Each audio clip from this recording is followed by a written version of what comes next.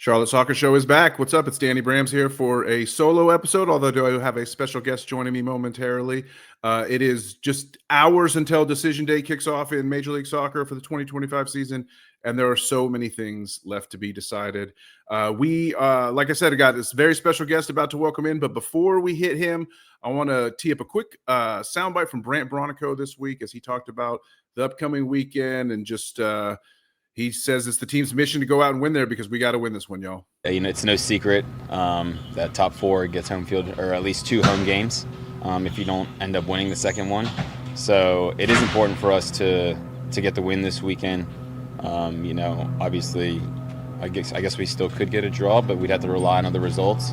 We've just kind of been relaying the message, it's our job to win this weekend. And we like to take it game by game, but there's no better test than the team that just won the Supporters Shield right before playoffs.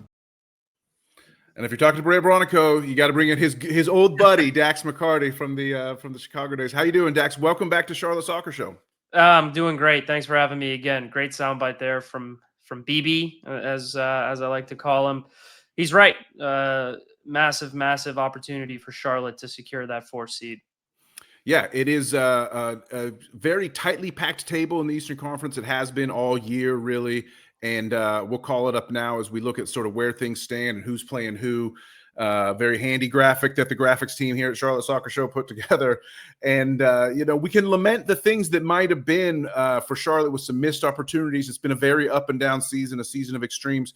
But this is the best they've ever been going into the final day of a season, sitting in 4th place with a chance to defend their spot for a home playoff matchup. What do you see when you're looking at this table from a Charlotte perspective, Dax?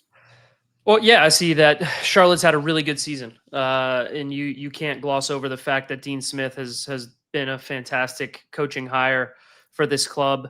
I was a little skeptical of Charlotte in the middle of the summer. They went on a pretty long winless run where things just weren't quite clicking for that team, for that attack, and Dean Smith showed his value. He showed his value. Wilfried Zaha stepped up in a big way. I was critical of Wilfried Zaha early in the season. He looked like he was easily frustrated by the opponent. He looked a little bit unsettled, which he was. I think it's fair to say, with all the things that were going on early in the season with him.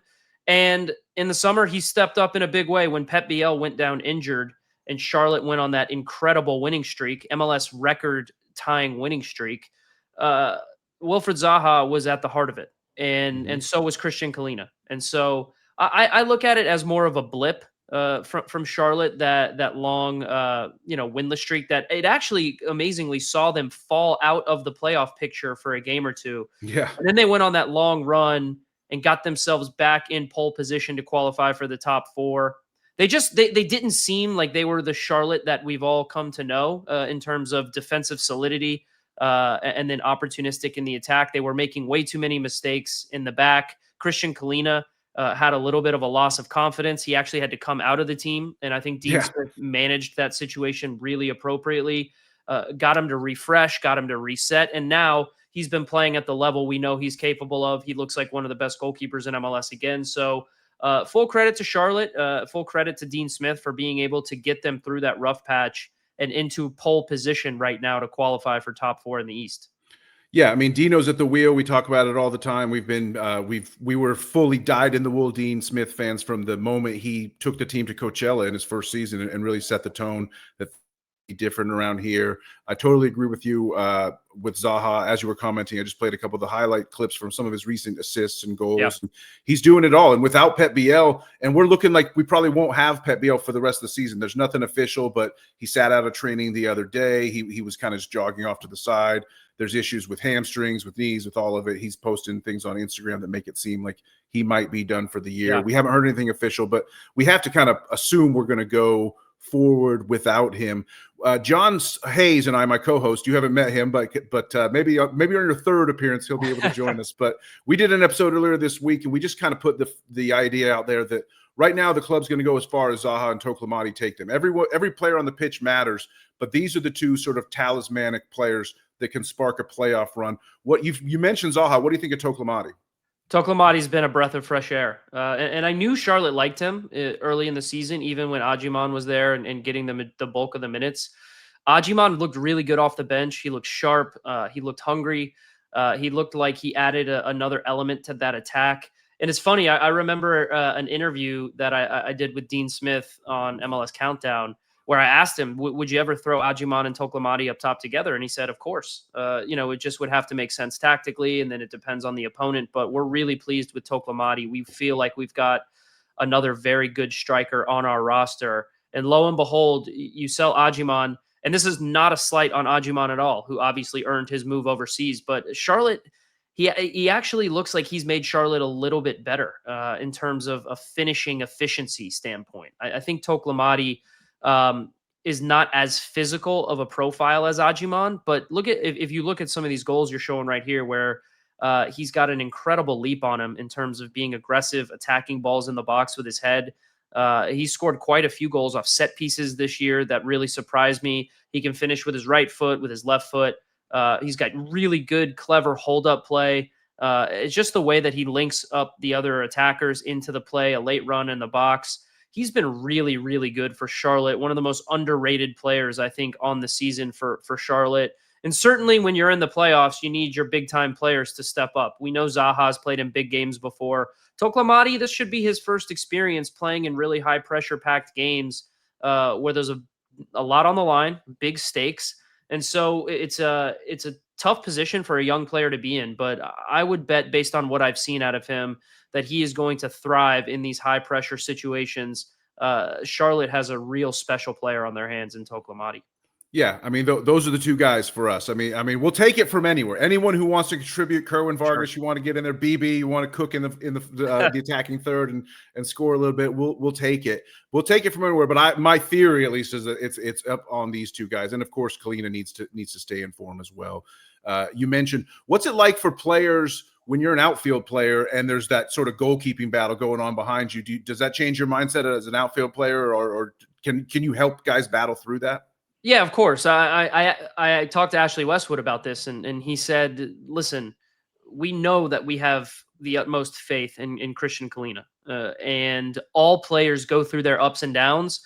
It's just when you're playing goalkeeper, the spotlight is on you pretty much all the time when it comes to making mistakes and conceding goals. If I'm a midfielder and I make a mistake, most of the time my mistakes aren't going to lead to goals because I've got a back line and a goalkeeper behind me that can help. Right? If strikers and attackers make mistakes, of course, if they miss a goal, it's amplified. But ultimately, that's not going to, I think, deter them from taking other chances. When a goalkeeper makes a mistake, it's amplified usually with a goal from the opponent. So it was a rough stretch for Kristijan Kahlina, but he came through it well. He's a true professional from everything that I've heard about him.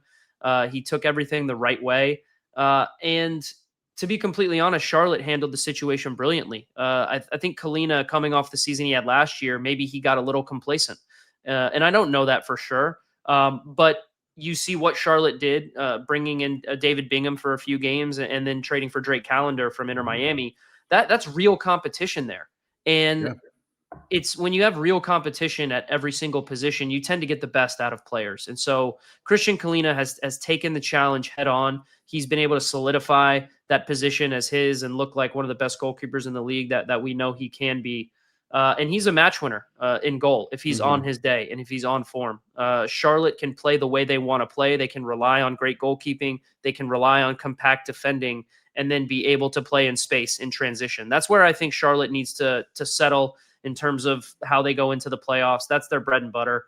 Make sure you give space for Zaha to be able to operate, sit a little bit deeper so you don't expose your back line, right? Tim Ream's been fantastic again, but when he's in 1v1 situations with fast attackers, that's a problem for Charlotte. And we've seen that happen before, but when they sit a little bit deeper and when that back line has a little bit of cover and there's not so many gaps, Charlotte's a really dangerous team. And so Kristijan Kahlina is a big part of that. Yeah, and so the other thing that we can draw on from your vast experience as a player in this situation is the importance of this home field. It is a new playoff format with the best of 3 matches. I don't think you ever played under that one, but I did. They do. Played in Okay, it you did. last Okay, year. you did. Yeah. I don't know. Yeah, yeah. Played in it last year. I think the format's been there for a couple years now. So I played in it with Nashville and Atlanta, but it's a weird one. Okay, so how do you approach it then with a 3-match series, and how important is home field in that situation? Yeah, home field is extremely important, but I think even more so for a team like Charlotte, who has double the amount of wins at the bank than they do on their travels. So this game is massive for Charlotte in terms of going and getting confidence going into the playoffs, securing that top 4 seed, and beating the Supporter Shield winners on the last day of the season would do wonders for them. But in terms of how the playoff format really affects things, um, that first game is vital. The first game is extremely important, and so if Charlotte were to be able to host that first game, I think that would be obviously set the city alight, set the city ablaze in terms of the support that they get. I do believe that Charlotte has something really special that they have inside that stadium at the bank.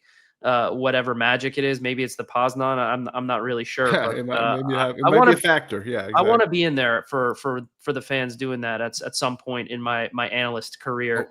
Open Um, invite. I mean, if Weeby gets to do sure, it, you should be able to do it, right? of course. So And so look, I think home field advantage is important for Charlotte, but it's not catastrophic. Look, my Atlanta mhm. United team, we turned a lot of heads beating Inter Miami last year. We lost the first game down in Miami and ended up winning 2 games back to back in Atlanta and then in Miami again. So I would say it's not impossible Mhm. if you're the road team for the majority of the playoffs, but I would say it's improbable that you're going to go on an MLS Cup run. I think the last time a team won MLS Cup that wasn't in the top 4 was all the way back to 2010 with the Colorado Rapids, Mhm. and that's when we used to have a neutral playoff venue as well. I actually played in that MLS Cup and lost, so that's a painful one for me. But Do top you? 4 seed, top 4 seed going into the playoffs and making a deep run in MLS Cup is vital. Yeah. So I apologize for spacing out your role in that heroic Atlanta United team last year that did turn the series on its head and go win the last No 2 worries. to get Messi out of there for all the rest of us fans. But I do want to follow up on what you just said there. So I didn't plan to ask this, but since you brought it up, with what do you have any thoughts on MLS Cup as the neutral site versus the home sites? I went to the 2023 Cup final, LAFC at Columbus, Yep. and really enjoyed it. Loved the atmosphere. Yeah. I watched many MLS Cups on neutral sites on TV that seemed sparsely attended, so I kind of know in my mind why the league went to the home field. But do you have any thoughts on that? Well, yeah, I think it's the right move. Mm-hmm.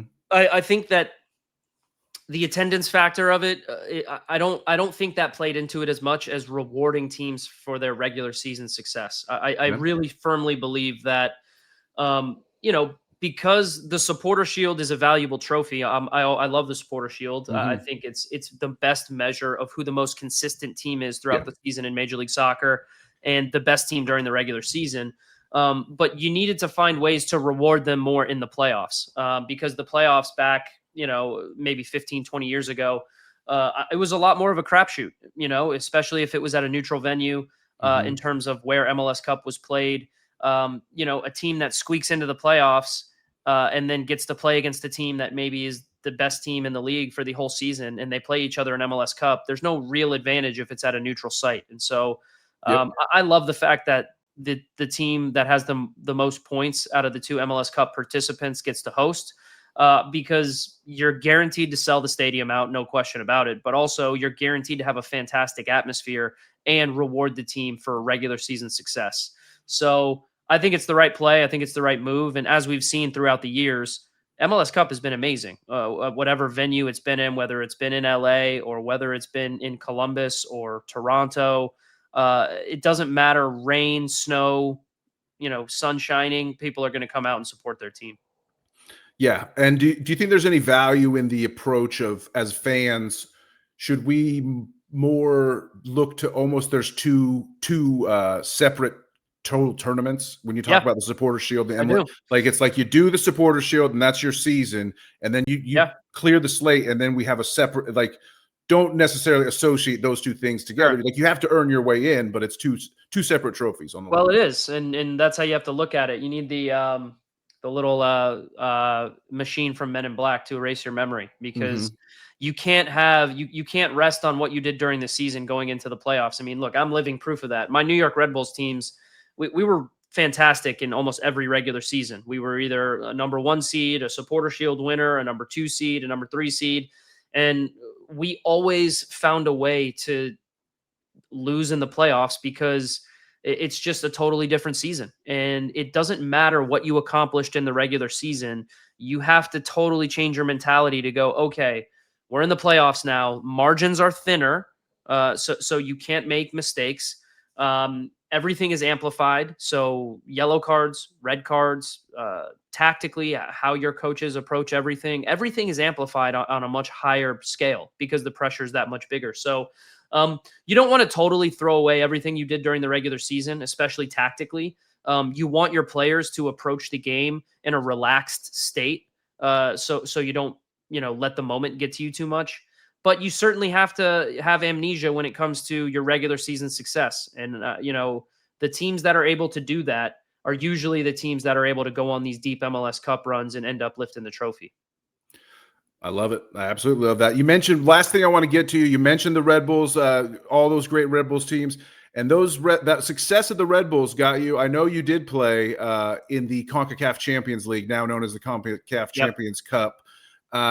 It's a spot where John and I mentioned my co-host John, since we started this podcast 4 years ago, we talked about daring to dream of like Charlotte playing on an international stage, and now the Club World Cup, looms if you have success in CCC. So this scenario does exist where Charlotte can make it if we can jump LAFC and Minnesota on decision day in this standings. I think we need a Los Angeles loss and a Minnesota draw or loss, and then we need to win to get that next best club. There's a couple other scenarios depending on who wins the MLS Cup, but what's it like playing in CONCACAF Champions Cup? We have this idea of we want to be in it so badly. Are we right to have that dream? Yeah. Absolutely. International competition is amazing. You get to travel to places that you've never been before. You get to play in front of really fun fans in really unique stadiums. And you get to travel to countries that you otherwise probably wouldn't go to. So I think it would be fantastic for a young club like Charlotte to be able to have international competition, CONCACAF Champions League, CONCACAF Champions Cup. Ultimately, that's the barometer for success in the region, right? Not just in Major League Soccer, but in the entire region, because you get to test yourself against all the conceivable best teams from around the different countries, that make up CONCACAF. So I think it would be a huge success if Charlotte was able to do that. You saw the live standings right there. You're going to need some help with LAFC losing and Minnesota losing to be able to pull that off. But I will say that Charlotte would be a great representative for Major League Soccer in that, especially being able to host, some of those international games at the bank, being able to fight for another trophy. Charlotte has been really impressive in their growth for me in terms of how methodical it's been, in terms of, just a stepping ladder to success. But now you have to start winning trophies. If you want to be talked about amongst the elite teams in Major League Soccer, the next step in that is adding trophies and making sure that you're competing for more trophies. I think Miami played in like 5 different competitions this year, in LAFC, 4 competitions. Like that's the barometer for success and for greatness, is how many trophies can you compete for and then ultimately win. So, Charlotte, they're kind of teetering on the brink, knocking on the door of being able to jump into that kind of upper echelon of Major League Soccer team. But once they start winning trophies, they'll be talked about amongst that elite group. Man, I'm just like, my soul is just being filled to the brim hearing you talk like that, Dax. That's what we want here in Charlotte. We have a great soccer culture here in town. I've lived here 11 years and went to a ton of USL games for Charlotte Independence. And now we've got the pro women's team, the Carolina Ascent, going here. And Charlotte FC is just sort of that flagship of the soccer culture here in town. And we would absolutely love to see it. Dax, for my money, you're easily the rookie of the year in the soccer broadcasting world this year. Congrats on a great first season, wrapping it up. Going to be a great playoffs for you guys on Apple. Anything you want to say about your first year in Apple as we wrap the show up today? No, thank you for the kind words, Danny. I've enjoyed every minute of it. It's been a great learning experience for me. I feel like a 38-year-old rookie, you know, going in and learning new things every single time I get a microphone in front of me. So I've enjoyed it. I've got a great team. We've got a great team behind the scenes, and I feel like our shows, you know, I'm biased, but I feel like our shows continue to get better and better. And I hope people are enjoying the coverage. I hope people tune in, especially on Decision Day.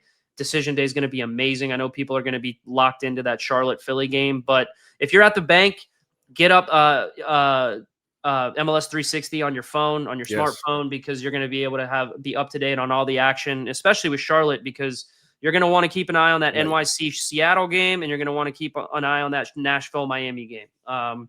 So appreciate the kind words, and best of luck to Charlotte as they head into the postseason. Thank you, Dax. As always, y'all, it's for the crown, baby. Cheers.